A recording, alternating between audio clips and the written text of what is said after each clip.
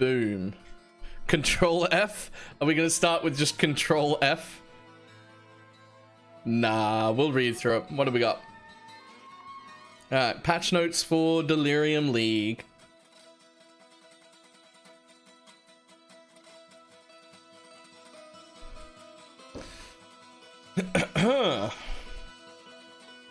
Challenge Leagues. This is the exact same copy pasta as always. Right, you'll encounter the Mirror of Delirium. Upon touching the mirror, you get missed, blah, blah, blah, blah, blah. This is stuff we already know.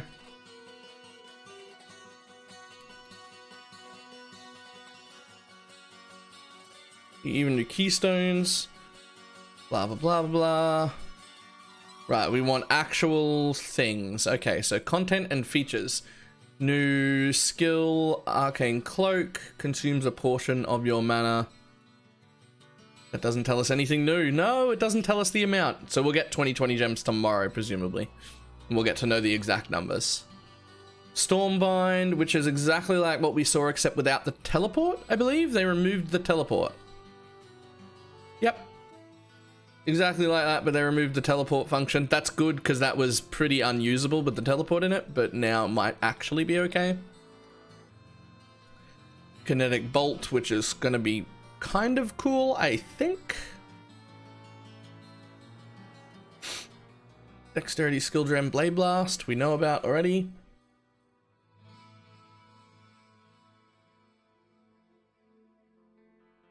Right, I got to the mute button in time. Added the simulacrum.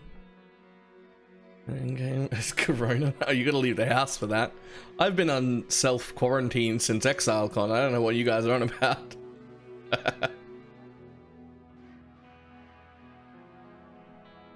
Okay, so nothing. Ooh, added 2 new rogue exiles. That's cool. Minor features. Made significant improvement to the number of spected monsters. Many monsters couldn't be spected previously now can. And many that previously only used their melee attack in Unlife will now use whatever special skill they had in life. Several specters were dealing damage far above others and have been toned down. We're looking at you, Atlas-influenced monsters. Yikes. Improved the appearance of shock, burning, caustic, and chilled ground. Okay. Added a stash to Einar's Menagerie. You did it, Reddit. Added 9 new Grandmasters to the Hall of Grandmasters and replaced 7 others. Okay. Just showing through the Delirium fog, I bet, maybe. Added 3D art to the Rotting Legion. Arctic Breath, Caustic Arrow, Frostblades, Ice Nova, Molten Shell, Molten Strike, and Scorching Ray have had visual upgrades. Okay. What an odd list. Raised zombies now use animations we created for Path of Exile 2. That's where the Path of Exile 2 came from. Interesting. Cremation's projectile impact area is now more clearly portrayed with the visual. Cool. You can once again sell 3 sextants of the same tier to a vendor to yep, right, cool, so we can vendor them up. Added an option to have your portals appear randomly selected from all owned portal microtransactions. This applies not only to your portal in town, but your map device. In fact, you can have all 6 map device portals randomly selected, or have it randomly select 1 appearance for all 6 portals. I will do that second one. I'm a really big fan of using all of the portals that I never get to use, because I've got tons of them, but I don't want all 6 portals to be different portals. That would... No, just pick a different one each map, that's fine, but don't give me 6 different portals on the same... That would trigger me so hard. Added the capacity to raise hundreds of new specters of monsters, including those from Atlas Influence and league content such as Breach. Added a background frame cap option. This will limit the frames Path of Exile when it is not currently in focus. The unique synthesis map and unique watchstones now have... Unique synthesis maps and unique watchstones now have slots in the unique stash tab.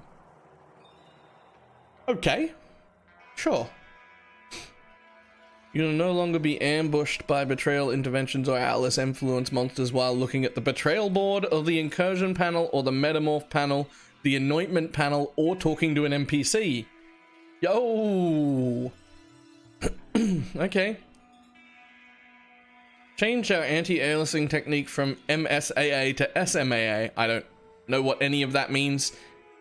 Except, yeah, nothing. I don't know what that does at all. Improved our engine multi-threading and added support for 16 logical cores, previously 8. Meaning Path of Exile can better utilize high-end CPUs now. I don't know how many logical cores I even have, but I hope this helps me. Charged, Enriched, and Pure Breachstones now have their own unique art. That's cool. Added a new item filter drop effect color options. Added new item filter drop effect color options. What? Okay. Added an arrow shatter effect for arrows that neither bounce off a surface nor stick. Okay. Improve audio for war cries. Improve the performance of all ailment effects on the players. Continue to incrementally improve sound, art, effects, and environment. Atlas changes. Since launching Conqueror of the Atlas, we've received lots of feedback. The new Atlas can be improved. Made a number of improvements and will continue to do so. Okay, what do we got? Conqueror's presence and their influence mechanics can now are now spawned deterministically with progress between each influence map marked on the Atlas itself. You can see this on the left-hand side in the annal, access to the Watchstone individual. Right, okay. So we're not going to watch that now. Busy. The chance for Conquerors to occupy an Atlas region is now 50% from 33. That's cool. If the conditions are met. Conquerors now sometimes grant buffs. Conquerors will now sometimes grant buffs to maps bosses in their region. Okay. Improvements have been made to how progress through the Conqueror of Atlas quests are tracked. Should be significantly easier to see what your next steps are. Okay. You can now clearly see which Watchstones have sections applied to them when they are in the Watchstone inventory. Okay. Added a short Watchstone tutorial which takes you through how to use and store your Watchstones. That's good because tons of people didn't know you could store them on the left-hand side there. The awakening level of your Atlas is now the number of Watchstones you have socketed divided by 4 and rounded down. In other words, you will now gain awakening levels gradually rather than only when you fill the Atlas. So this is a fantastic change.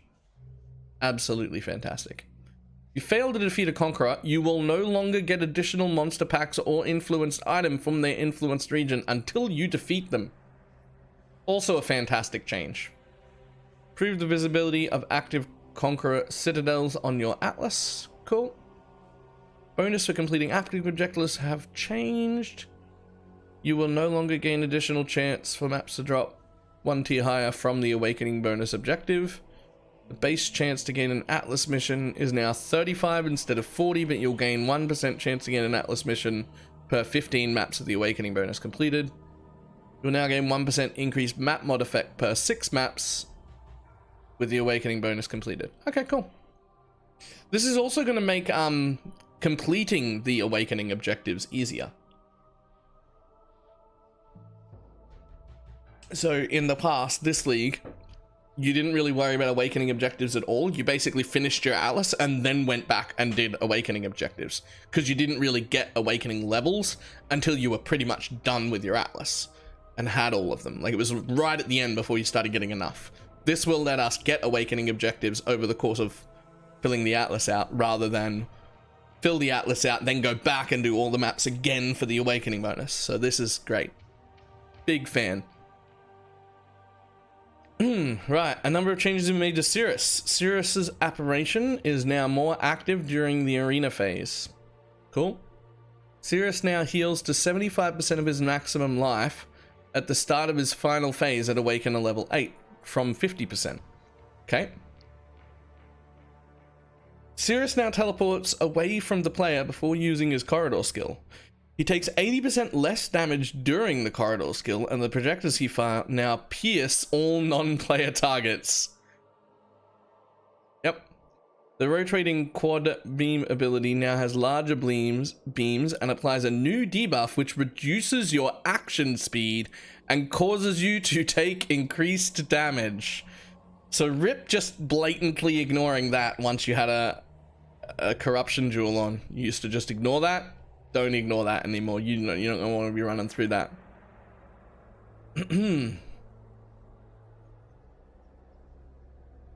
We made a few changes to several sextant modifiers, yep, that were overly rewarding.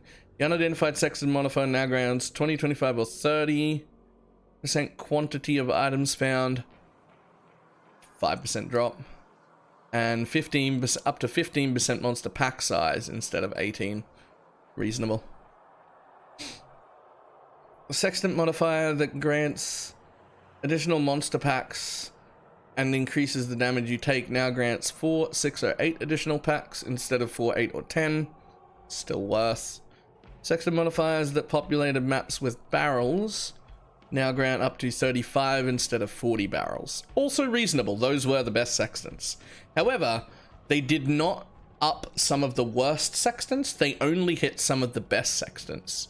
And whenever they do something like that, I always like it if you take the top few and like bring them down a bit, and then you find the bottom few and you bring them up a bit, right? We should always be like... Anyway, they didn't do anything to the bottom ones. That makes me sad. Metamorph mechanics added to the core game. We don't need to read any of this. Metamorph can be found 10% once you reach maps. Metamorph scarabs exist. We already know how those work. The maximum power effect of the bar to the right of the panel no longer plays if it's impossible for the fight to drop an itemized organ. Cool. Alright, whatever. Vial side areas found in maps and those created by placing individual vial fragments in the map device now count as map areas for the purposes of map drops and other mechanics which interact with map areas. They now generate as rare areas, meaning they will always have 4 to 6 modifiers on the area. Vial side areas opened via placing an individual fragment in the map are now 1 level higher across the board. Nice. The values on the area modifiers are now similar to those on maps of similar levels. Cool. Added new mods that can appear on vial side areas, including several that can influence the items found in the rewards from that area. Okay. That's cool. Elemental and physical damage reflected monsters no longer appear in these areas. Okay. Increase the number of monsters found in map level vial side areas. Monsters normally found in incursion encounters will now also be found in vial side areas. Side area bosses now have life pools similar to other unique monsters found in maps. Okay, that's good. Vial side areas might actually be worth our time. Character balance. Modifiers to melee weapon and unarmed attack range are now described as X to melee strike range. The functionality hasn't changed. Weapons that describe their range still refer to weapon range. Okay. Increases in reduction to reflect damage taken, such as the modifier or Yugal God Power, now also affect your minions. That's cool. One attack projectiles are now considered larger for the purposes of collision detection with monsters, so just easier to hit with wands. Good. Elusive now grants 30% movement speed from 40 and 15% chance to dodge attacks from 20. 15% chance to dodge spells from 20. So elusive nerf, that's fine. There is now a hard upper limit of 75% chance to avoid damage from hits, such as fire damage avoidance found on Glitterlusk. Yeah, okay. Scorch and Brittle, alternative ailments for fire and cold damage respectively, have both had their maximum effects raised. Scorch's reduced elemental resistance by a maximum of 30 from 20. Brittle can now increase chance for a critical strike on afflicted enemies by up to 15 from 10. Scorch, Brittle, and Sap now have a base duration of 4 seconds up from 2. Okay, so that's good. Those might actually be usable. Oh my god. Skill reworks. Animate Weapon now has the physical tag. What? What? Cold Iron Point. Cold Iron Point. Now animate weapons. Now animate a weapon in an area where you are targeting. You don't have to target the specific item. Oh! Animate weapon has been reworked to undergo some cosmetic upgrades. The damage multiplier animate weapon was not applying to the minion's damage at all. Whoops. Because of this, the skill has been rebalanced. Okay, sure. It can now be supported by Unleash and Spell Echo. It now has a base duration of 40 seconds at all levels, allows a maximum of 5 animate weapons from level 1 up to 14 at level 20 from 50 at all levels. Okay. Now has a base cast time of 0.6 instead of 0.8. I feel like that could have been 0.5 or even 0.4 and it would have been okay, but that's fine. Now costs 4 instead of 7 at 1 and 12 instead of 26 at level 20. Wow, that it was pretty mana hungry, so that's nice. Now grants your minions attack damage 4 to 8 at level 1 up to 126 to 148 at gem level 20. That is quite the buff. I guess because you can get significantly less of them now, but that's still quite good. Minions now deal 10% more damage at level 1 up to 48% more at level 20. It was previously a similar but numerical higher bonus listed on the skill gem that, as it turns out, did nothing.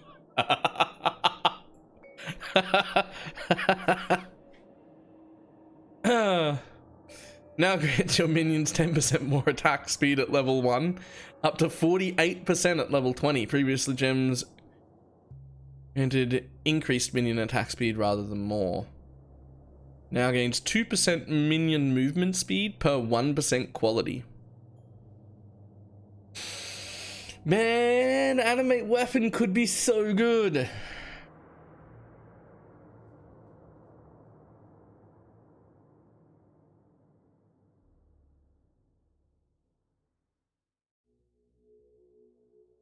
Okay.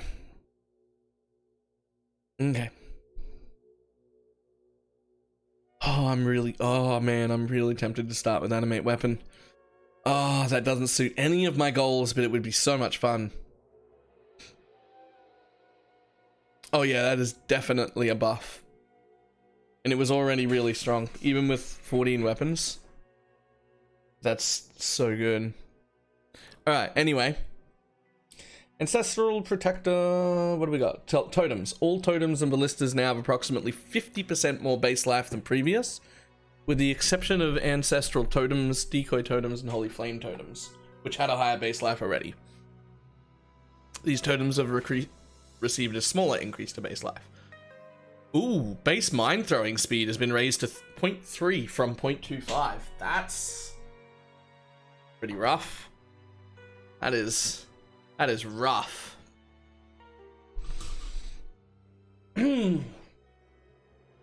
is rough.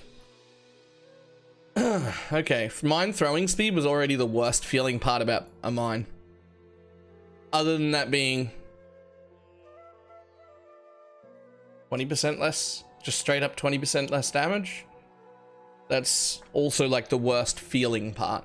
Like if they had made mines throw quicker and deal less damage and still be the same like 20% nerf overall, that would have been better. But the slow throwing speed is already what makes it feel bad. So slowing it down more is ugh.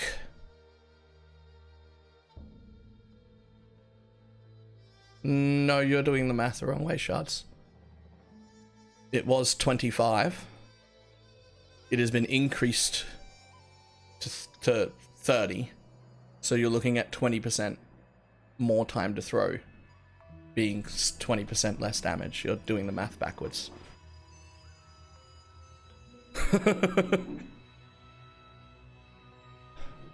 Ancestral Protector now rises out of the ground, leaving a hole in its wake like a devourer. Nice. Base Arctic Breath base projectile speed has been greatly increased. Now has a base cast time of 0.6 from 0.7. Now deals less damage at level 1 and less damage at level 20. It was already shit. Now costs 7 mana instead of 8. Up to 20 from 23. Okay.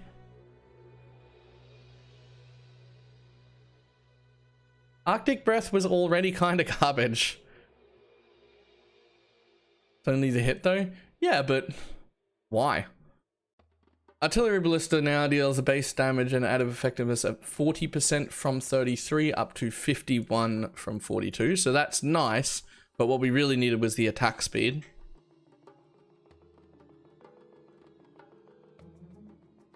Blades can now be destroyed by Blade Blast. Okay. Blade Fall now creates lingering blades. These blades have a duration of 6 seconds at all gem levels.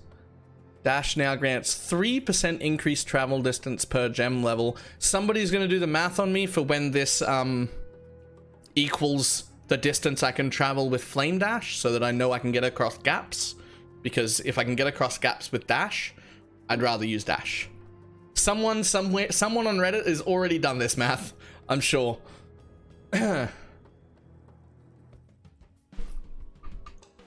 Right, Ethereal Knives, same deal. Leaves weapons for 6 seconds, cool. Explosive Arrow now grants +2 explosive radius per arrow on the target up to +12 at all gem levels. Okay. You can now stack a maximum of 20 explosive arrows in an enemy, previous no limit. Explosions now deal 3% more damage with hits and ailments per explosive arrow. Previously this only applied to ignites.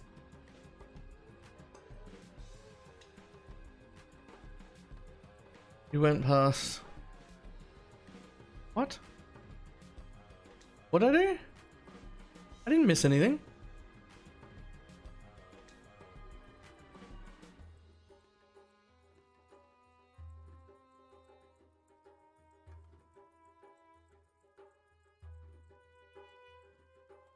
Oh, right.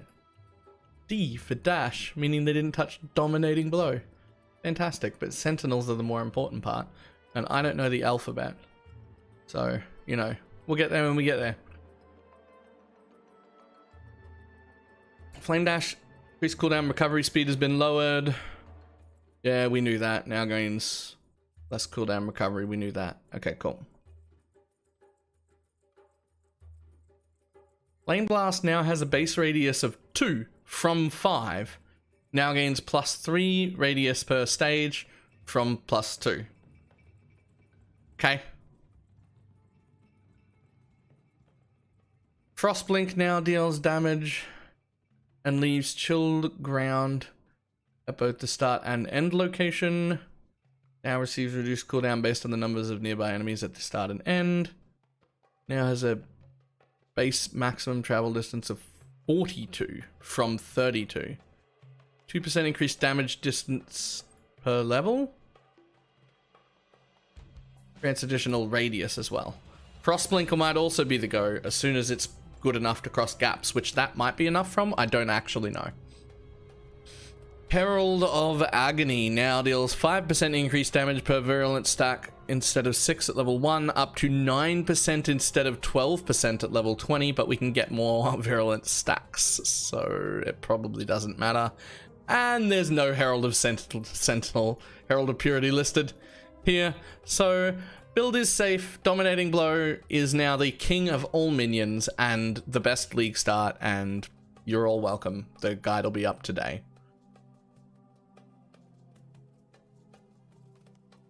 Lightning Warp now has a base cast time of 0.7 instead of 0.8, has 30% reduced duration instead of 20, up to 49 instead of 39. Nice. Already guess is coming. I mean, we're assuming that skeletons and zombies and shit all get nerfed because they said so. Precision now grants half the amount of crit and pretty much the same at level 20. So running a low level precision is just less worse. Pyroclast mine now fires an additional projectile every 4 mines. Previously detonated in the sequence used to be 2, now has a base cast time of 0.18 from 0.25. Mines don't have cast times? What? What? What? Mines have throw times. And detonation times. And arming times. No cast times. What? Either way, this seems like a decent nerf. This seems like a decent nerf. In all honesty, in most cases, people were using Pyroclast Mine when they should have been using Ball Lightning anyway, because it actually ended up doing more damage, but people just didn't know, so there's also a Ball Lightning Miner guide up, so fucking nailing it this time. Raised Spectres are now level 31 at level 1, up to level 76 at gem level 20. Previously 80 at gem level 20. That's pretty rough. They'll still be okay for Necromancers, because Necromancers will just passively get +2 and it'll be pretty easy to pump them up another 2 or 3 that you need to make it feel okay. But that's pretty rough. That's pretty rough for everyone that's not a Necromancer. The number of maximum raised zombies you can have at gem level 20 is now 6 from 7. Zombie behavior while idle near the player is now less chaotic. Okay. Whatever. Shield charge. The radius of the damaging circle at the end has been doubled. The effect has been updated to match. Nice. Shrapnel Ballista now deals base damage and has added damage effectiveness of just more than it had before, 44 instead of 38. Okay. Spirit Offering. Repeat rapid casting of Spirit Offering was far too effective as a means of protecting and recovering minion life and player life through Mistress of Sacrifice. This still provides valuable protections for the minions without it being significantly better than almost every other tool available. No longer grants a portion of the minion's maximum life as energy shield. Now grants 20 chaos resistance at level 1 up to 30% at level 20. That's dead rip Spirit Offering, right? I mean, I feel like I'm just going to use Flesh Offering at this point. And if I want the Mistress of Sacrifice thing, I'm just going to go for the block one instead of the energy shield one. Basically, rip Spirit Offering. There'll be some cases where it's still okay, but whatever. Summon Carrion Golem now causes your Carrion to deal 5% more damage per non-golem minion nearby from 8% up to a maximum of 50 from 80. It was already kind of bad. It was already not worth using. Now it's not worth using more? Okay. Summon Holy Relic. Now displays the minion life in the tooltip. Now has a cooldown on its Nova skill of 0.3 instead of 0.25. Okay.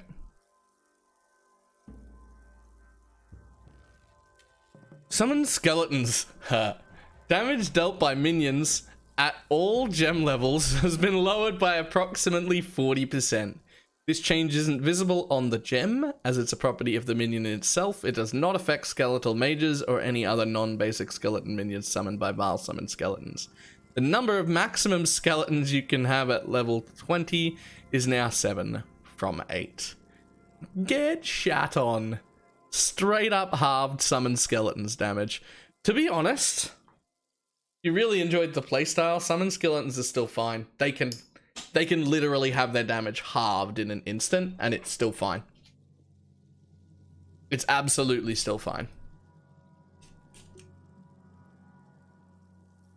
Skipped a minor change to Holy Relic? No, I didn't. I read them all out.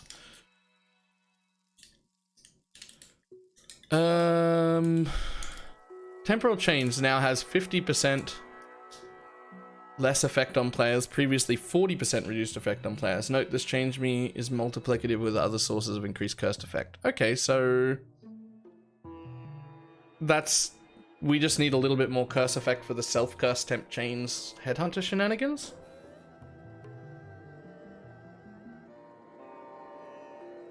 I mean, I say a little bit more. It's a decent amount, but it's fine. Whatever. Volatile Dead now displays that it has a maximum limit of 60. Cool. Vile Flame Blast now triggers every 3 stages from 5. Now has a base radius of 35 from 30.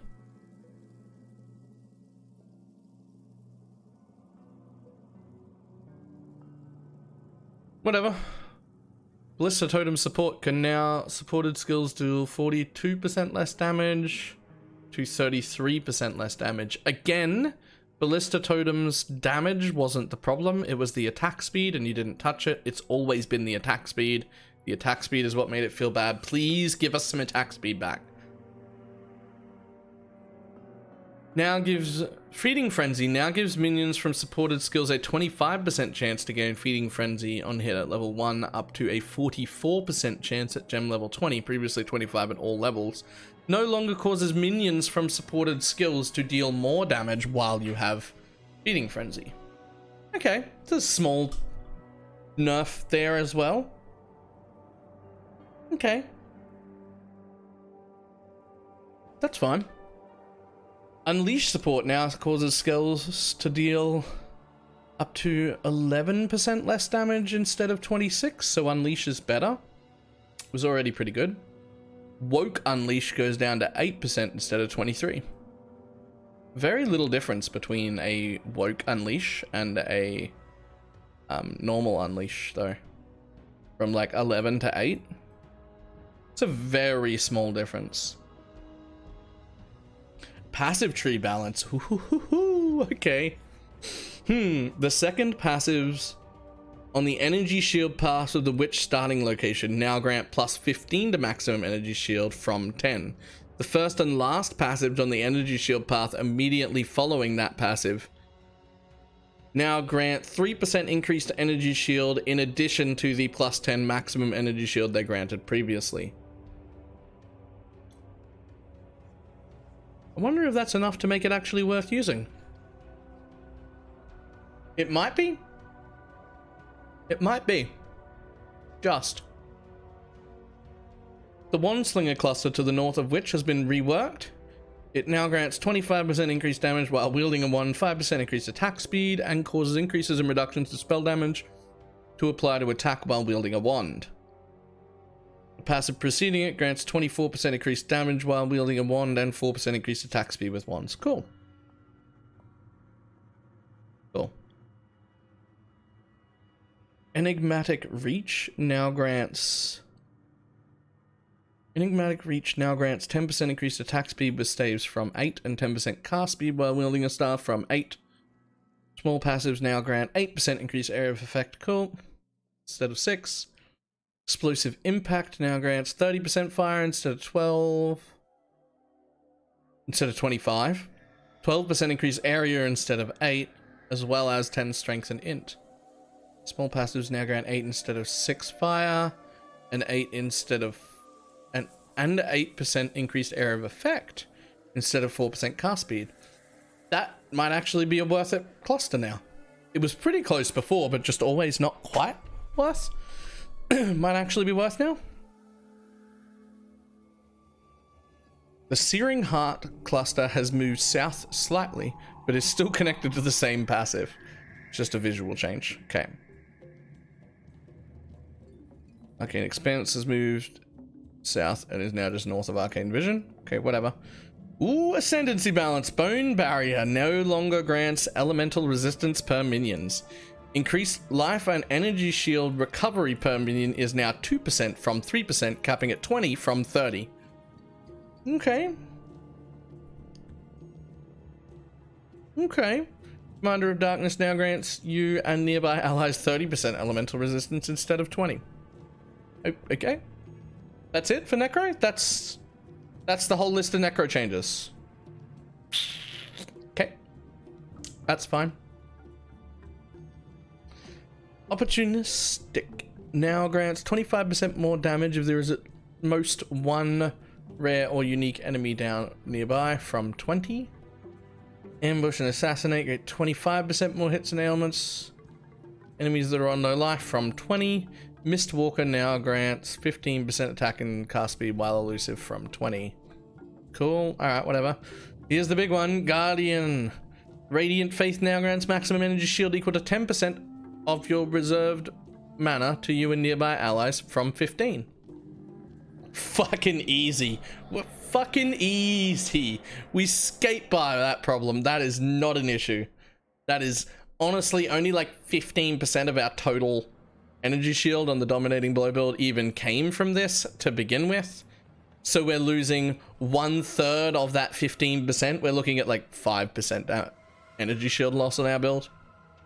Because we weren't part of the super abuse cases of this, it barely really hit us. Only the people who are like really, really abusing it, like really, really like speccing into that mana, those people are going to be upset at that, but this barely affects us at all.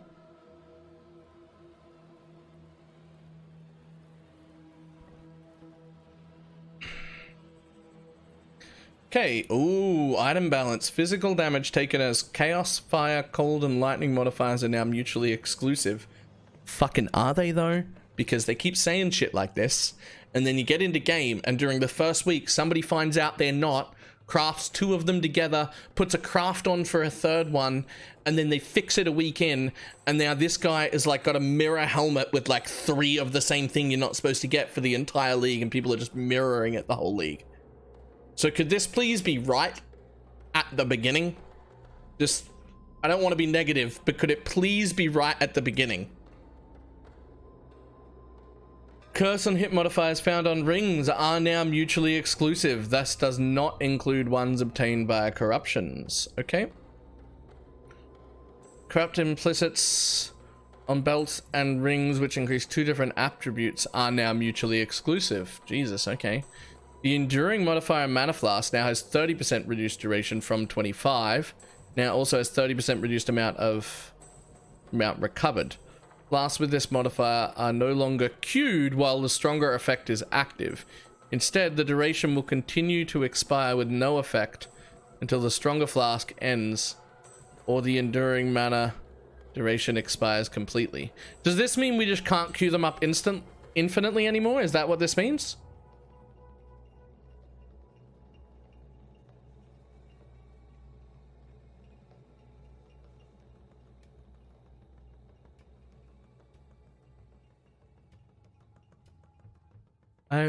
I don't see that I've missed any corruption for Impale.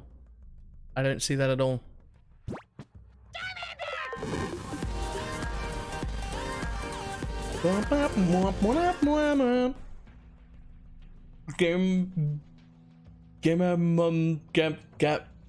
Garamalols, thank you very much for the 3-month resub. I fucked that one up.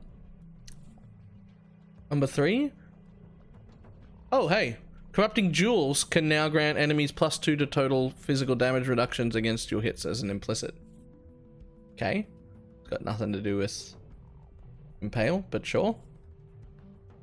Alright, moving on. Blah, blah, blah, blah, blah. Bows can now roll a high-level suffix, which causes them to fire 2 additional arrows. The existing splintering mod can now appear on low-level bows and is more common.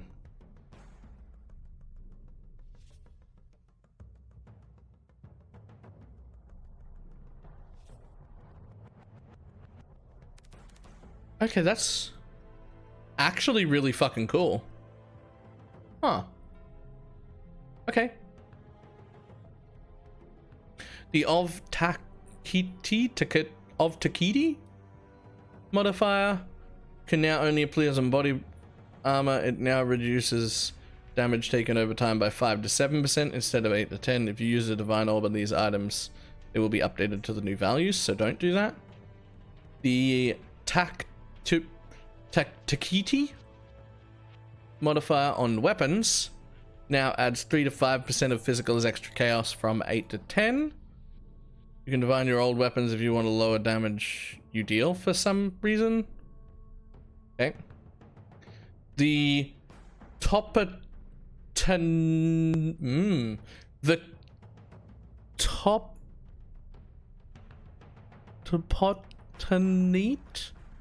The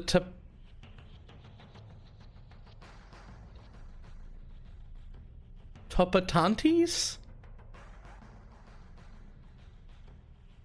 The Toblerone modifiers for elemental resistance penetration now only applies to attacks, and now penetrates 5 to 7% of enemies' resistances from 13 to 15%. Existing items are affected by penetration type changes, and using a divine orb will bring existing items to these new values. Okay, cool. The the guillotine jewelry modifier now grants 2% maximum life from 3 to 5. The energy shield version now grants 3% maximum energy shield from 8 to 10. Wow! Using a divine orb will bring these items down to their new values. The Zopex modifiers can no longer appear on boots, gloves, or helmets. The amulet version now grants increased maximum mana rather than flat mana regeneration. This affects existing items. Cool. The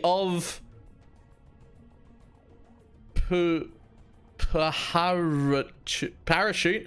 The parachute modifier now grants 3 to 5% of physical damage taken as an element from 9 to 10. Divine it if you'd rather be taking more physical damage. Okay. Oh my fucking god, are you kidding me? The Citaqualets one-handed weapon modifier now grants 50 to 66% increased damage rather for your minions from 70 to 74. Two-handed weapons are now 85 to 94 instead of 105 to 110. You can divine an orb to the existing weapons if you're sick of how strong your minion build is. Okay. Frost Blink Travel Distance Labyrinth enchant now grants 50% increased travel distance from the Merciless one from 65, 75% from the... This doesn't matter. No one is going out of their way to be like, you know what my build really needs? The Frost Blink in Helm enchant. You're giving up a Helm enchant for your main skill. If I still need this, I'll just use Flame Dash instead. You can no longer obtain the +2 projectile pyroclast helmet enchant. The +1 variant now exclusively comes from Eternal Lab. Cool. Ball Lightning was better anyway. Crafted modifiers.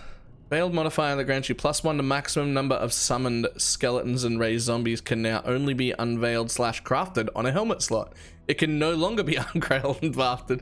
It can no longer be unveiled / crafted on body armors. Man, they're just chipping away. They're just chipping away at that meta minion build, aren't they? Just chip, chip, chip. Okay. Influenced item modifiers. New mods are available on Hunter and Warlord influenced gloves. What new mods? Another tier of maximum resistance is now available on boots, gloves, helm, and shields. Quivers can now roll the second tier of these modifiers. Cool. Crusader, Redeemers, Hunters, and Warlords Exalt now correctly obey the mod restrictions on daggers and warstaffs. Didn't know they weren't.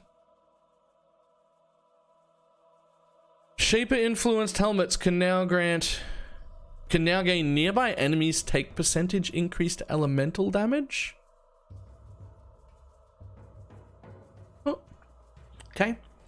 That should be able to be mixed with the fossil 9% thing. Unless they fucked that up. I see the words fossil crafting. We'll get to that. Let's not jump ahead. Elder influence quivers can no longer gain frenzy charge on kill. Ugh. Okay, I don't know if that was really that strong. Warlord influence belts can now gain increased damage at values slightly higher than those found on veiled items. Shaper influence belt can no longer gain increased energy shield. Really?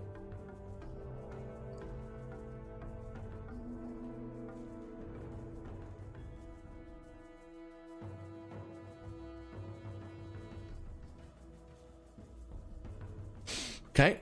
Increases the fire, cold, and lightning damage modifiers on belts from the Warlord, Redeemer, and Crusader influence belts respectively can now each roll 5% higher than previously. Existing items can be divined to these new values. Hunter influence can now gain whatever. Whatever.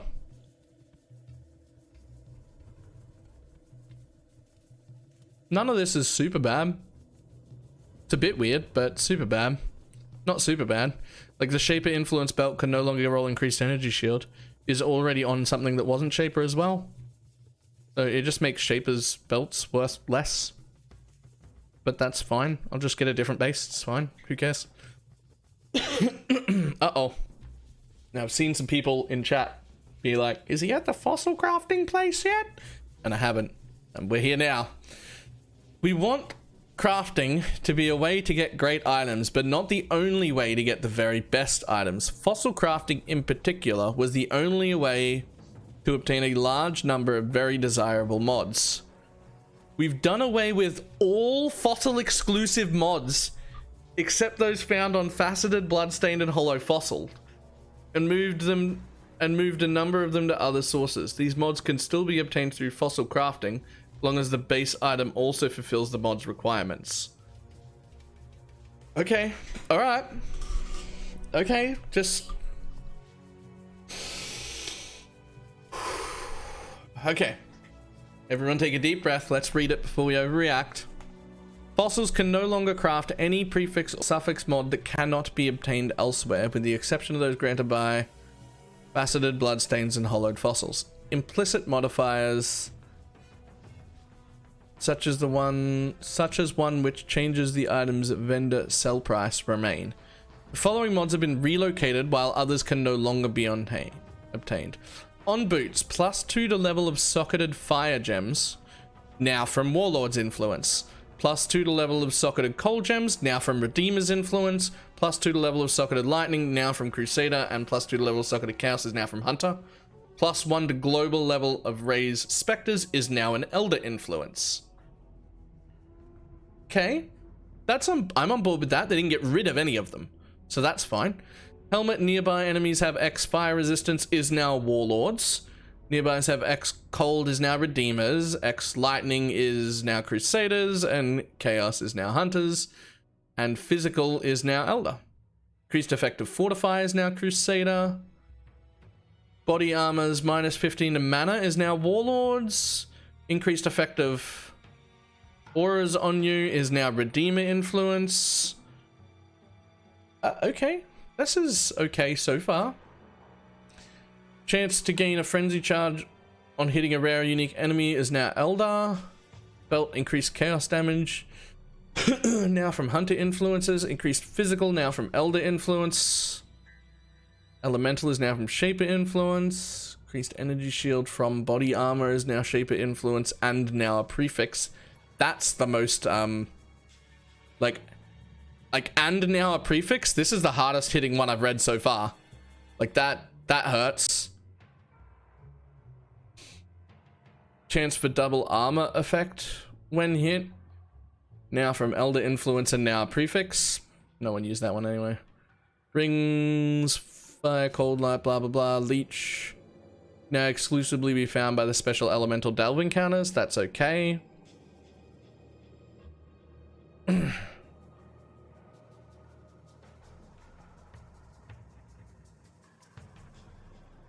Weapons, socketed attack still deal more damage. Now found on Shaper influences. Chance of poison and bleeding inflicted by this weapon to deal more damage is now found on Elder. Chance to intimidate on hit, now found on Hunter. Auras grant 2%, now found on Redeemer Influence. Jewels damage penetrate, now from Corrupted Implicits. Okay, whatever. Gloves, Amulet, and Fossil Shield exclusive modifiers can no longer be obtained in any form. Existing items will be unchanged. Glove, Amulet, and Shield Fossil exclusive modifiers can no be changed. Okay, so these are the only ones that have gone.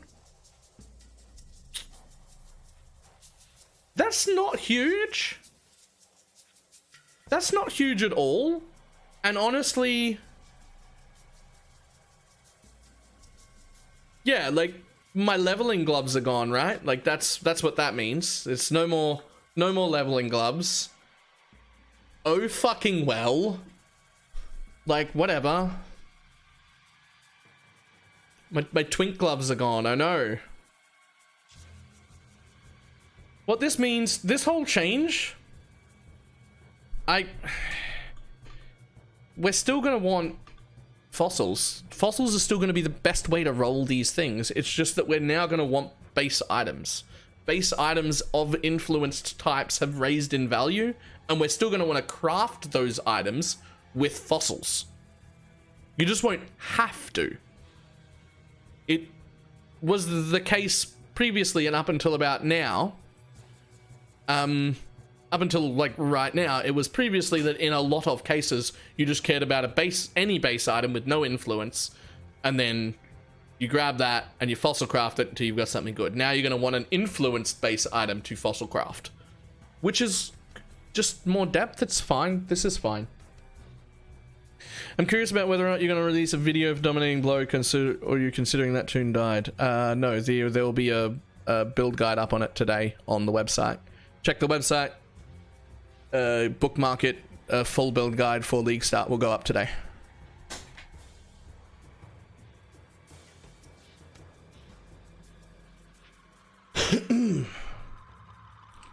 So the only thing that is remotely bothering me here is that I've lost my twink leveling gloves, but whatever, that's fine. Unique item balance. Unique watchstones will always drop in numbers with uses of multiples of 3.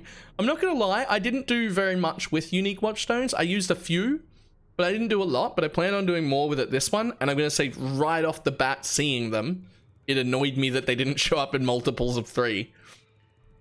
That's how they always should have been. It's ridiculous that they didn't have multiples of 3. That was just, I don't understand. Anyway.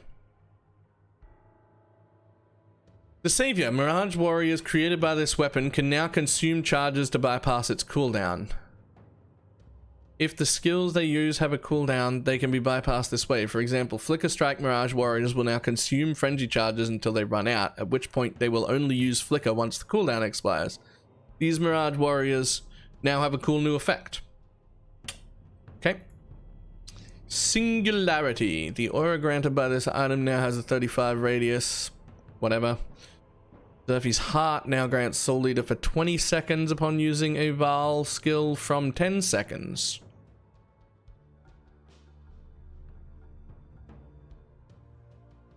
That's going to have some impact on something that I don't quite understand yet. But that's going to have something. That's going to be important for some reason. Solstice Vigil now has 30 to 40% increased damage from 20 to 25, and 8 to 10 mana regenerated per second from 2 to 3. Taper's present buff granted by this item now grants 20% to buff expiration speed from 33. Buff changes all aspects of the item, however, existing items will need a Divine Orb to get the rest of the changes. Okay.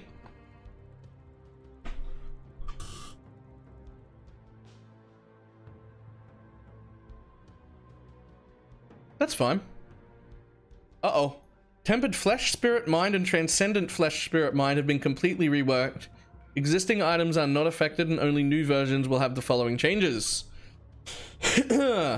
Tempered Flesh now grants -1 strength per strength on allocated passive, 2% increased life recovery per 10 strength on allocated passive. No multi at all? Okay, hang on. Tempered Spirit now grants -1 dex per dex allocated and 2% increased movement speed per 10 dex. Okay. Tempered Mind now grants -1 int and 2% mana recovery rate.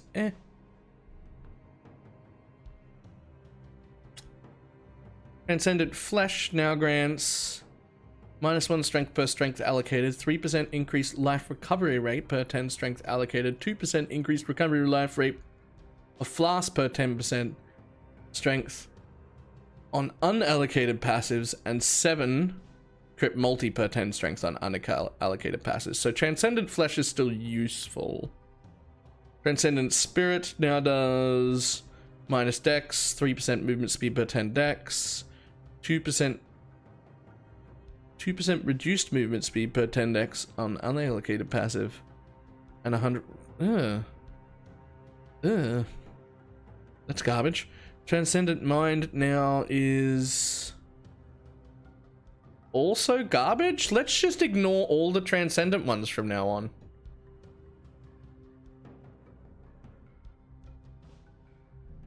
Not all of them. Transcendent Flesh here might still be okay. There's maybe an argument to use the Transcendent Mind. Maybe. Alright, whatever. Grand Spectrum. Cobalt versions now grant 25% increased critical strike per Grand Spectrum from 30 to maximum mana. Okay. Viridian version now grant 15% increased elemental damage per Grand Spectrum from 12. Still kind of meh. Crimson versions now grant 7% to all elemental resistance from 200 armor rating. Meh. Wait.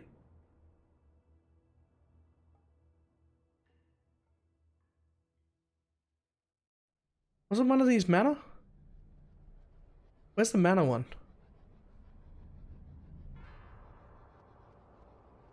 Oh. Oh.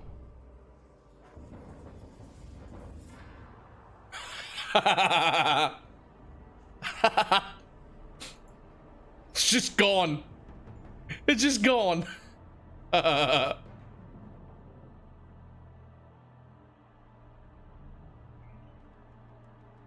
Well, I guess if you're desperate for crit, 75% for a dual socket isn't horrible, but usually you want multi more than you want crit. Crit is relatively easy to get to a good place, and you want as much multi as possible, so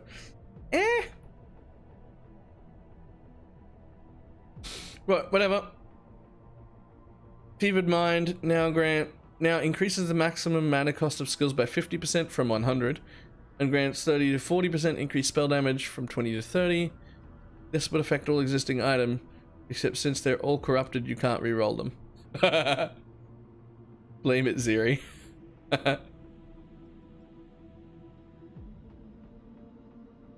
Okay.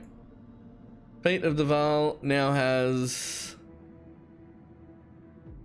180 to 210 physical damage from 160 to 180. Okay. Shadow Stitch now has up to 350% increased defenses. Not bad.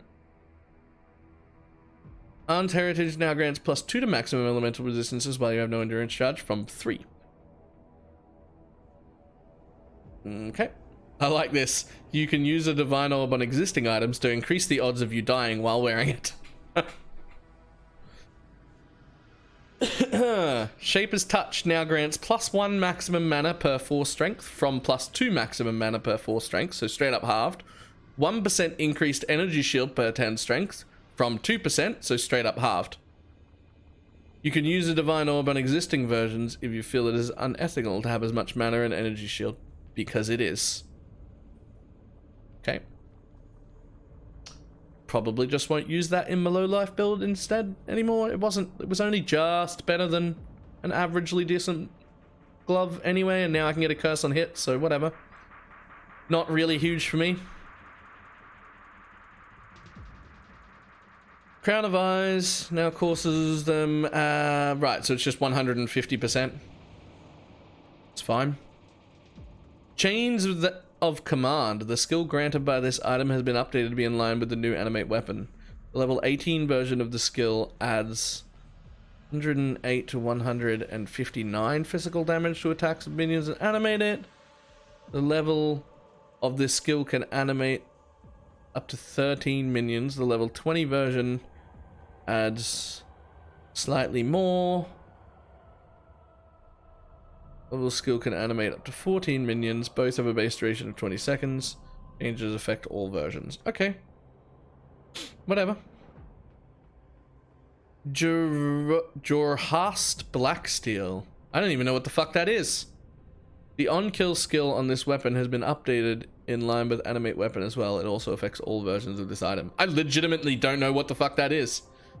The Baron now grants 10 to 20% increased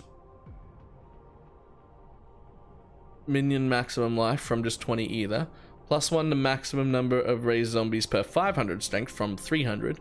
With at least 1000 strength, 1.5 to 2% of the damage dealt by your zombies is leached to your life from 2%. This doesn't matter. This doesn't matter at all.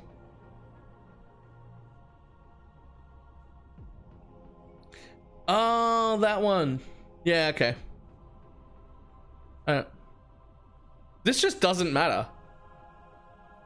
But okay. Well, most of the time, people were using it mostly not for extra zombies, but just because they were already stacking strength. The amount of leech is irrelevant, and skeletons was the biggest source of damage. As long as they've got some zombies enough to leech for them, skeletons was the main damage in those builds anyway. Realistically, I don't think this really matters. And if it does, honestly, the super strength stacking builds were ridiculous anyway. So I'm 100% on board. It's fine.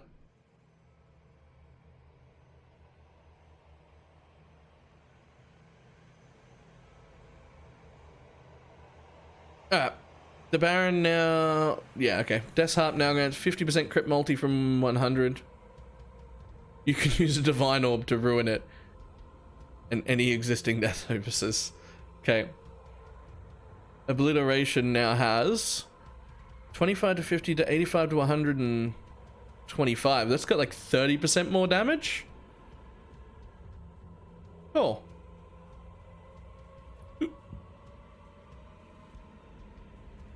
Thread of Hope clarified the description of the area in which you can allocate allocate passives. Cool.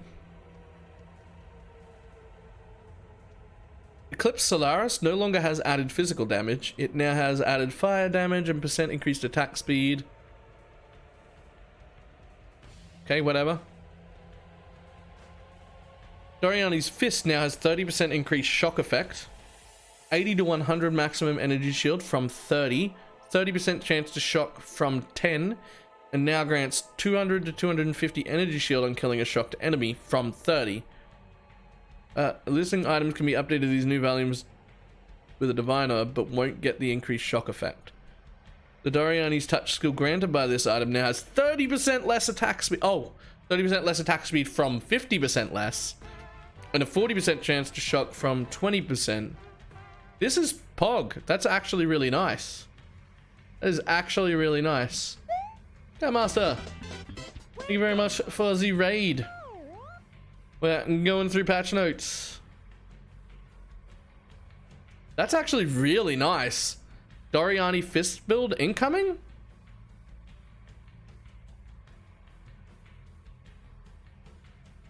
Mind of the Council no longer recovers mana on shocking enemies. It now causes attack skills to have lightning damage equal to 6% of your maximum mana.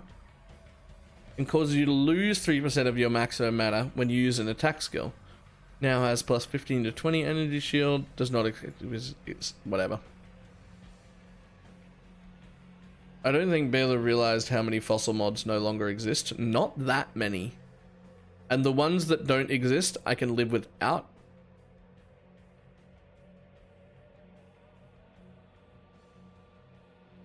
Also, my summon has barely been touched And it was already stronger than the skeleton and zombie summoners that existed. So you'll be seeing that guide today.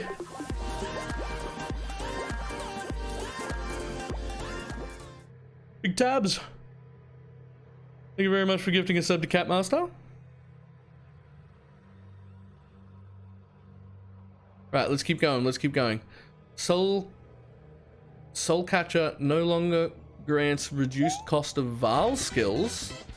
It now grants 80 to 120% increased critical strike chance with Val skills, and now increases damage with Val skills by 80 to 100%. On existing will grant the new values, but will not change the Val skill to crit mod of. Yikes! Soul Ripper has been reworked and now has minus 40 to plus 90 maximum charges, and consumes maximum charges on use, granting Val souls equal to the consumed charges. It now loses all charges on entering a new area. Existing versions are unaffected. That's interesting. That's very interesting.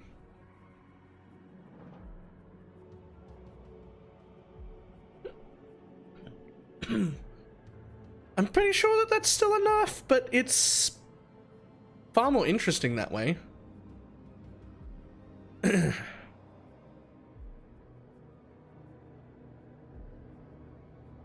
No, Soul. Alright.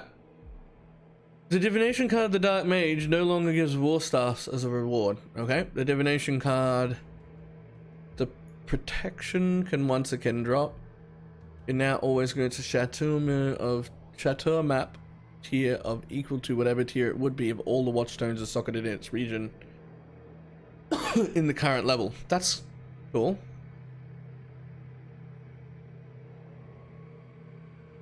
That's cool. Monster changes. Monster movement speed now has a lower limit, beyond which they cannot be slowed further. For magic monsters, that limit is 10% of their base movement speed. For rare and unique monsters is now 20% of their base movement speed. Monster skills that appear to deal damage in waves, such as Bat Monster Screech and Highgate's Mines, now actually do. Previously, the damage dealt instantly across the whole area. Ah. Duresso's spinning blades will now play a short animation before they begin to deal damage. That's actually a nice change.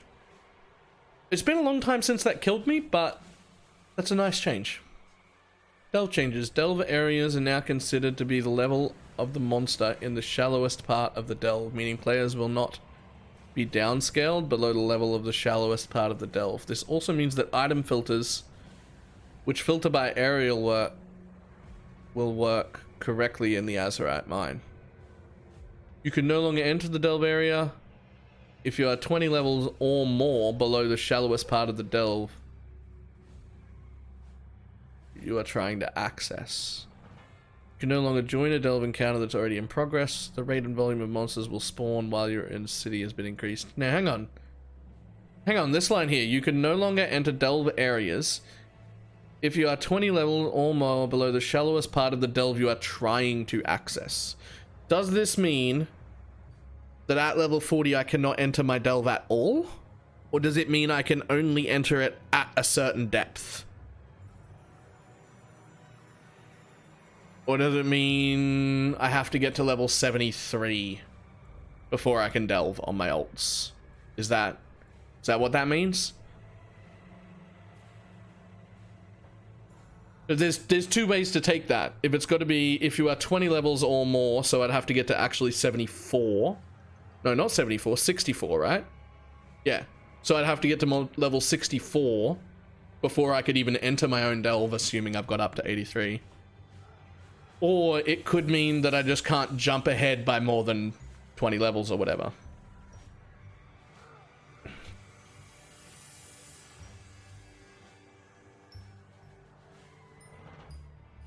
Rate and volume of monsters spawn while you're in the city has been increased. Is pretty cool, but hopefully those matter again, because I did like doing cities. Whew. God, how much more have we got?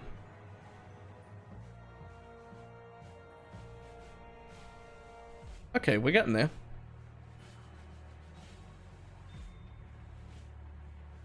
Incursion Changes. If you're very lucky, you can now find double corrupted versions of String of Servitude from Incursion Temples of level 80 or greater. That could be very pog for leveling. Many rooms now provide temple-wide bonuses for the present-day Temple of Atzuatl, based on their tier. The following room now grant 1% monster pack size, 2% increased quantity of items found, and 4% increased rarity of items found per room. Trap, Armor, Aspiring, Shrine of Empowerment, Pools of Restoration, Hatchery, Flame Workshop, and Lightning Workshop. Yeah, sure, okay, that's fine. Chests in the present-day Incursion Temple that previously contained either Incursion uniques or magic items with an Architect's mod now also drop 2 to 3 rare items with an Architect's mod. Okay, that's cooler. The Poison Garden's higher tier now adds more larger poison nodes, including some that contain monsters at tier 3. Nice. Temples from the Tempest Generator and its higher tier now strike much more frequently and their effect lasts longer. Okay. Based on the tier of the Surveyor's Study sequence room, architects throughout the present-day temples will now drop map-related currency. Cool. The Royal Meeting Room is now higher, and its higher tiers now add more magic monsters throughout the temple. If you manage to find Ziri in there, her base life will now more closely match that of her Vaal Fragment equivalent. I don't know if that's a good or a bad thing. Based on the tier of the Armor Workshop, sequence of rune monsters throughout the present-day temple will benefit from increased elemental resistances and take reduced physical damage in line with similar map modifiers, including the benefits to item rarity, quantity, monster pack size that comes with it. Okay, cool. Based on the tier of the Sparring Room, monsters throughout the present day will benefit from critical strike chance and crit multi. Yikes! Including the benefit of the pack size that comes with it. Yep, cool. Guardhouse and its higher tiers now increase pack size of monsters throughout the temple. Cool. Splinter Research now contains a breach. Higher tier versions of the room. Additional breaches and class hand chests. Okay. Sure, more breach. Why not? The Jeweler's Workshop at its highest tier will now also grant increased item rarity. No one cares. The Shrine Empowerment now also grants monsters in the present day temple increased attack and cast speed modifiers. Yep. Sanctum of Unity level 2 now grants +1 to level of monsters throughout the present day temple. And the Temple Nexus tier 3 now grants +1 monster to both monsters and items throughout the present day temple.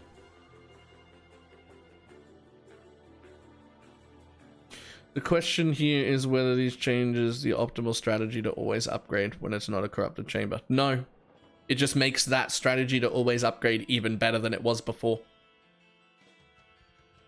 Based on the tier of the hatchery sequence of rooms, monsters throughout the present day temple will benefit from increasing damage modifiers in line. Yep, okay, cool. Based on the tier of the hatchery sequence room, monsters throughout the present day tier benefit from extra as fire. Okay. Just grant extra as lightning. Okay. Based on the tier of tormented cell rooms throughout the present day temple will now start possessed. Monsters throughout the present day temple will now start possessed starting at tier 2. Pre-possessed monsters is cool.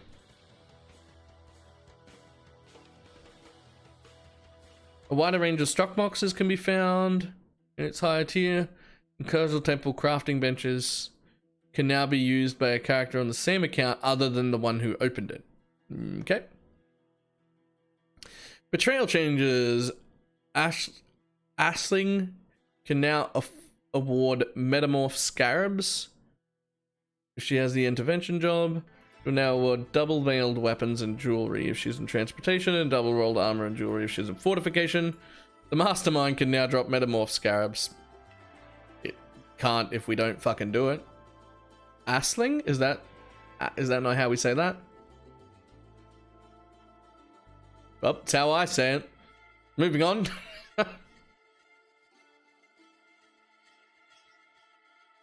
Map changes. The copies of Aziri created during the alluring Abyss Aziri fight now have approximately 5 times more life than before. Okay. Thank you for the follows. The bosses of Kieblade, Poor Joy's Asylum, Actium's Nightmare, and the Maelstrom of Chaos, Maokun, Olmec's Sanctum, Waka Waka Bang Bang, the Vinkdar Square, the Parandus Manor, Putrid Cloister, Twilight Temple, Doriani's Machinarium, Hallowed Ground, and the Pillars of Arun have had their life significantly increased. The unshaped monsters at the end of the Shapers... The unshaped monsters at the end of Shaper Gauntlets have also had their life increased. Okay. Okay, sure. Maps offered as part of Xana's mission will now inherit the awakening level of the map Xana is standing in. Cool. Xana levels are now based on the number of bonus objectives you completed rather than just on the number of maps on your atlas. Okay. The Brutus, Merveil, and Weaver map boss equivalents. Oh, hang on, there we go. The Brutus, Merveil, and Weaver map boss equivalents have received the same upgrades as their campaign versions did in 3.9.0. Cool. Burial Chambers has been moved to tier 7. Specifically so there isn't only one lonely little tier 7 map. You've also made it so that we can easily horizon all tier 7 maps into Burial Chambers. Just putting that out there. The monsters avoid elemental damage ailment modifier now grants monsters 30, 50, 70% chance to avoid ailments from 30, 60, 90. Eh.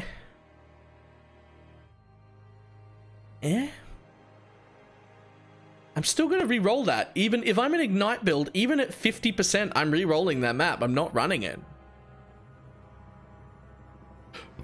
Monsters avoid poison, blind, and bleeding map modifiers now grant 20, 30, 50% chance instead of 25, 40, 65.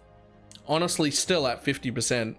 If I'm at 30%, maybe I run at 30% if I need to. At 50%, I definitely re-roll, and that's before Awakening bonus. Right? Like, even before the Awakening bonus.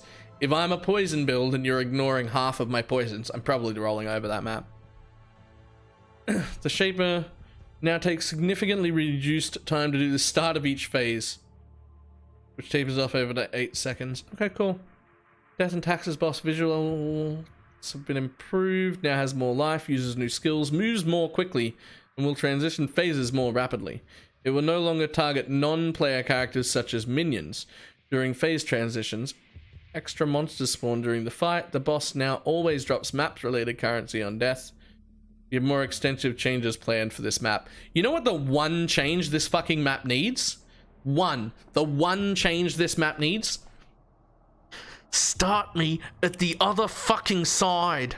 God damn it. Holy shit. Why do I have to run through an entire empty map first? Fuck you.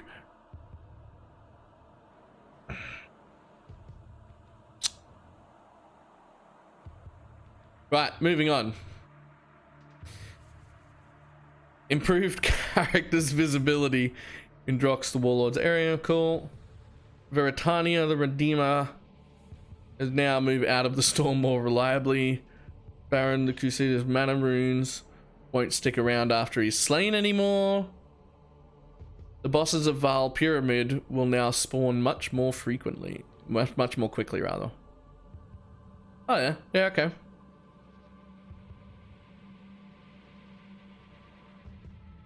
Whatever. Clarified that the monsters deal X damage. X damages fire, cold, lightning is based on their physical damage. Okay. I always thought it shouldn't be. I knew it was, but I always thought it should just be all monster damage. A percentage of that is added as fire, cold, or lightning. This mod always kind of just annoyed me because it made physical things more dangerous, but it didn't make elemental things more dangerous, and it just felt weird. I feel like they could lower the overall number slightly if they felt like they wanted to, and just made it all damage, a percentage of that as extra. That would make more sense to me. Entrances, the NPC locations and spawn areas no longer have ground effects near them. Oh, entrances. NPCs no longer have ground effects near them. Wait, at all? Like every door, every NPC just gets rid of caustic ground, fucking burning ground, anything. Is that the idea? Is that the idea? Every door, every NPC and everything has a safe spot for me to stand in? Because that's actually really nice. Because holy shit, like trying to like talk to Alva and pick a temple room while on burning ground in a minus max map is like, you've sort of got to glance at it, you've got like 1 second, and then you're like, gotta run away, I'm down to half health. Just annoying as shit. So that's nice.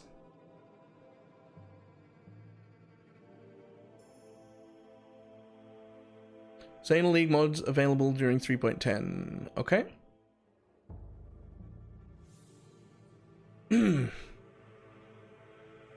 Fortune favors the brave. Ambush, Abyss, Bloodlines, Domination, Perandus, Beyond, and Blight. Blight at 8 Chaos might be worth it, only at the highest tier maps. Beyond 5 Chaos, I guess I'm going to put on every map forever. If you get a Headhunter, that's the only one you'll ever use. We do miss Legion, which would have taken its place, but it's fine. Beyond it is, I guess. 8C for Blight seems kind of high. I think 8C for Blight is probably worth it if you're running tier 16s. I think that's fine.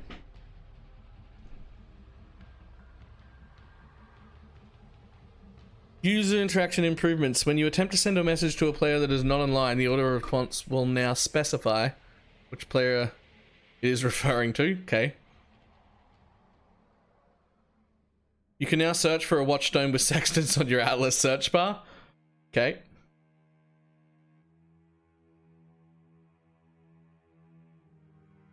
You can now see all of the current Xena map device options immediately upon clicking the map device, as well as what is required to unlock each Xena.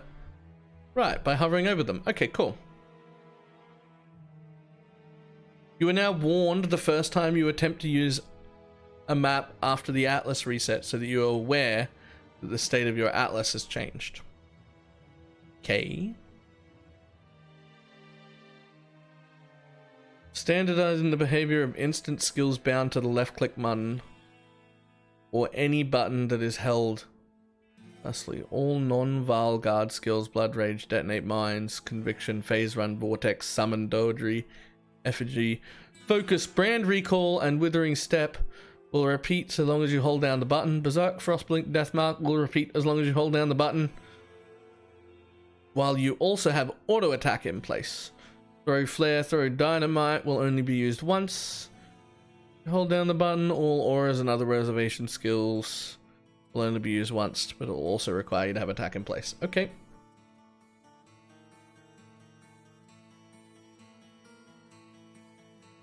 Alright. Quest rewards. Kinetic Bolt is now offered to a witch. Arcane Cloak, Blast Blade. Okay, this is just adding in. They didn't change anything. They just added in the ones. The new ones. Cool.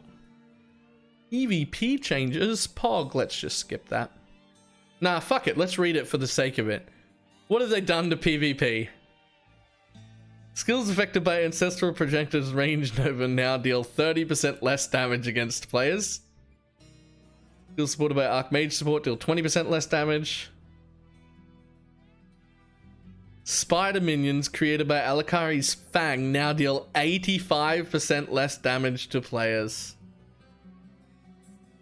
Attack time override, T override for Soul Rend is now 0.6, matching its actual duration.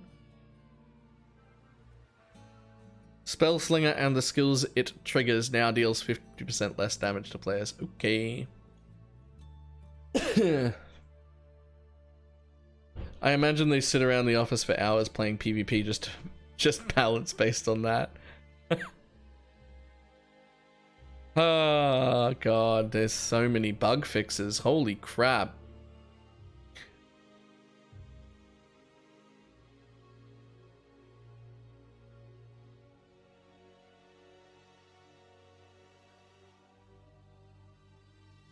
That's a lot of bug fixes.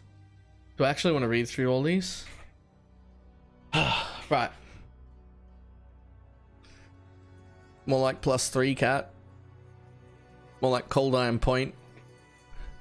Right. Issue with environments and shadows not displaying. Party's boss path in Shaper Room with visual problems. I don't want to read through all of these.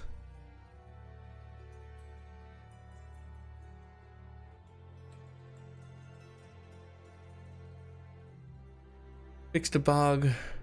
We could select pets that were following you while editing your hideout. It was unique dual value to incorrectly grant barrage additional projectiles on every arrow fired when supported by the Arrow Nova support gem.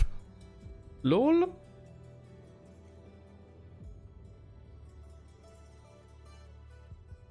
Anything else fun in here?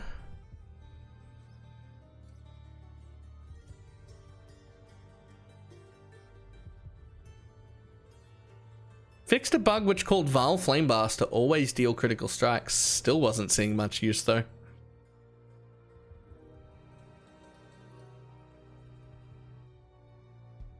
Fixed a bug.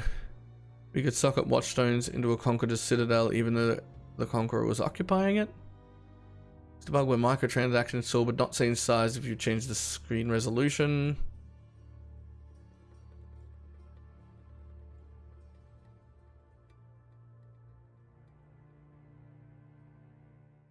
I think any of these really are too impactful for me. Haku. Fixed a bug where Haku would say the wrong lines at the right times. What? Bug with NPC.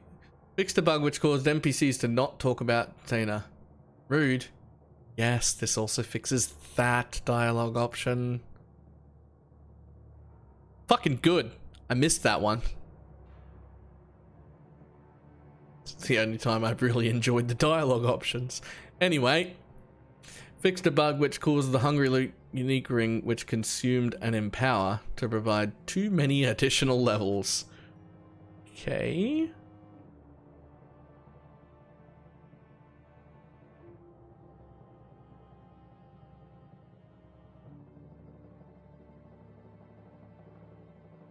This item could gain an implicit which increased the effect.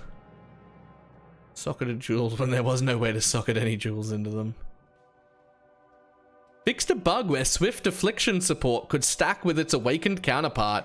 Yo, if we knew that was a thing. Okay. The Demon Influence modifier, which caused nearby enemies to be blinded, will be disabled if you took second stack Keystone. Fixed a bug where certain monsters would turn invisible when raised as specters.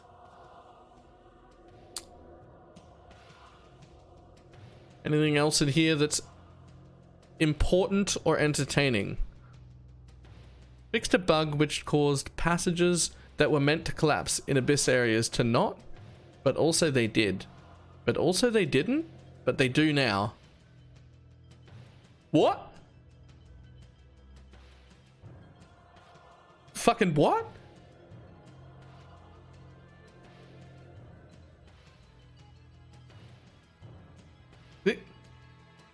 bug which caused passages that were meant to collapse in abyss areas to not, but also they did, but also they didn't, but they do now.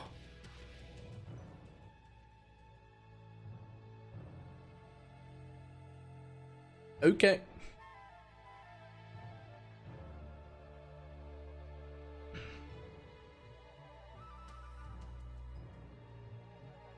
Yeah. Fixed a bug which caused the cliffs and the ledge to appear, as one of the QA members put it, baby smooth. This was in the Markov one. Perfectly in the Markov one. This is the one Beck said, one of those lines is actually real. And it was that one. Also the last half of this, but they also did, but they also didn't, but they do now.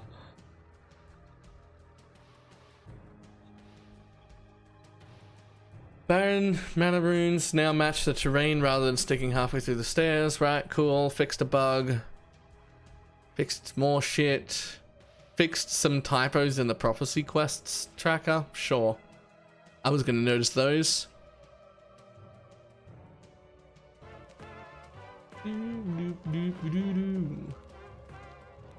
Luna, thank you very much for the raid.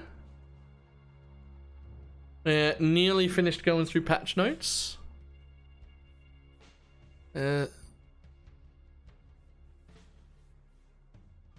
Fixed a bug where Salazang dropped a metamorph organ twice. How was he able to survive after losing an organ? Thaumaturgy. Okay.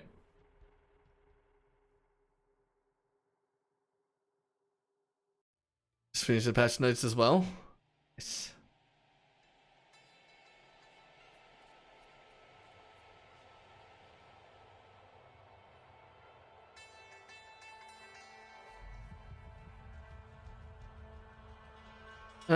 Just bugs. We're just looking for any more interesting bugs or things that would actually be important. Removed the trail that was added to the Legion weapon effect after it was released. Sorry, but the trail was cool. The trail was cool.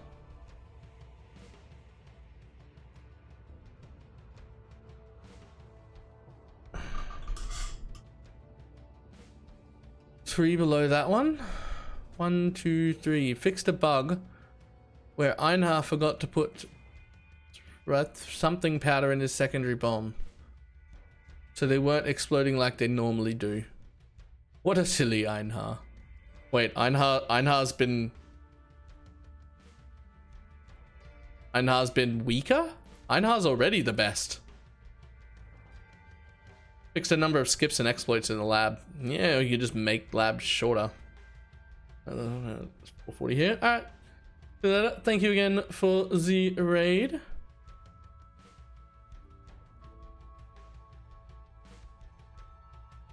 But keep his damage reduction effect longer than he should have.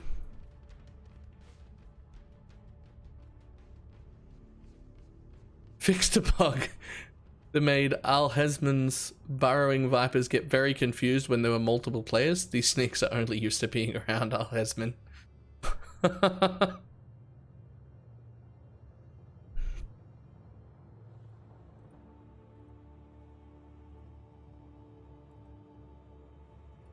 Oh, skills used just before a dash.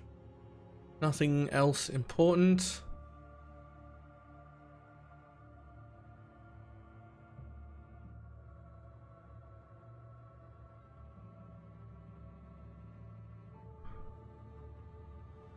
Fixed a bug in the Ralakesh encounter where bandits could continuously fire arrows into the sky that never went away.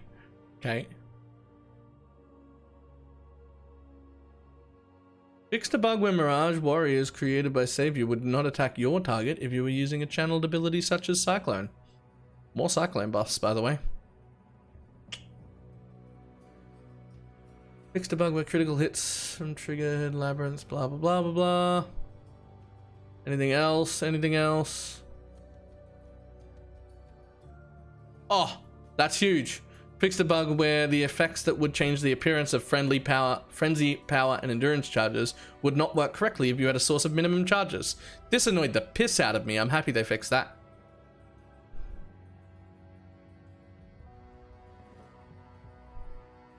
And when this is no longer the case, whatever.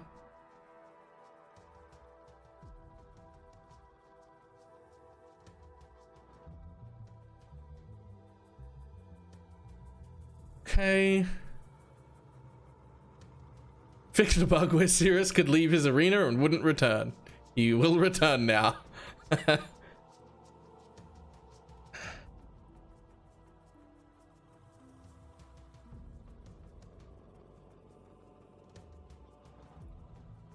A laddered ramparts map.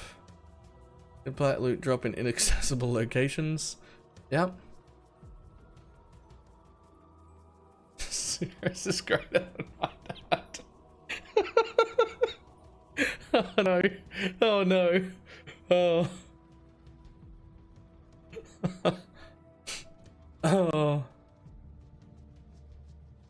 Fixed a bug where the port map boss wouldn't drop a metamorph organ if all organs of the same type throughout the map had already been collected. I guess he thought you just didn't want his.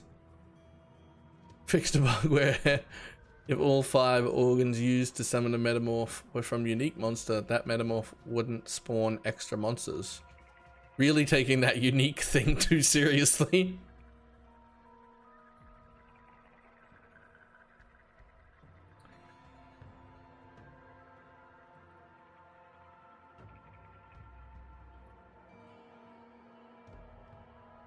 Fixed a bug where Einhar would lose his nerve just before the malformation boss room, causing you to go in alone.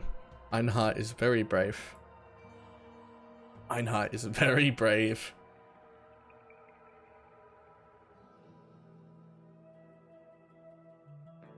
Anything else?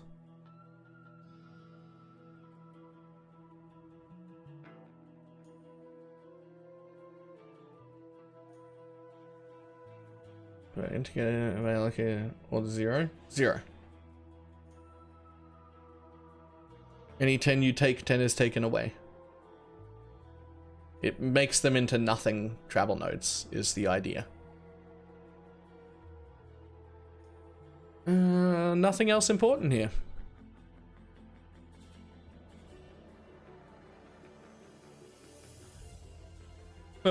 Fixed a bug that causes ballista totems to magically float. Flying isn't planned until Path of Exile 6.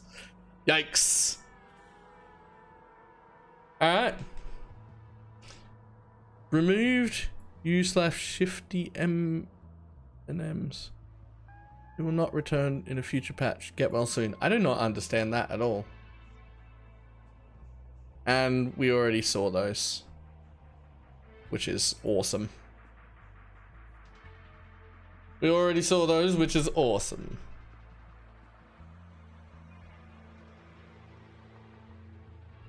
Alright, this has got me excited. I'm pretty excited.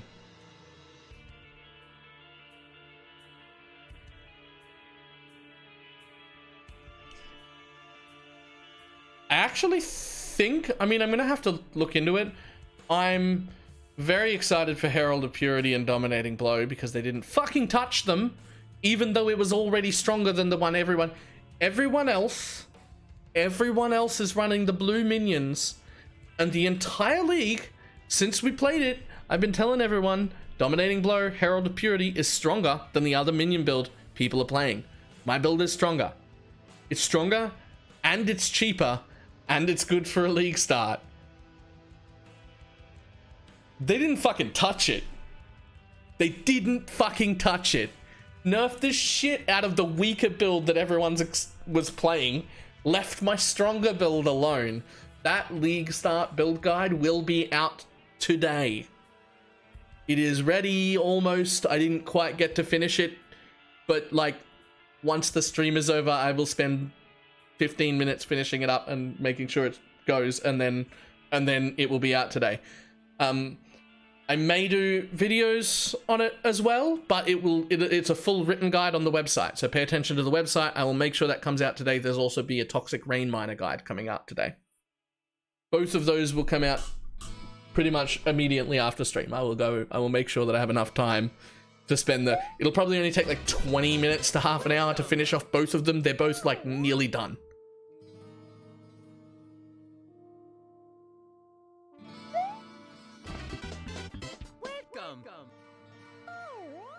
And thank you very much for the follows. But yes, both of them are like practically done. They're full written guides. Anyone will be able to follow them. They will be fine. They will both be live tonight.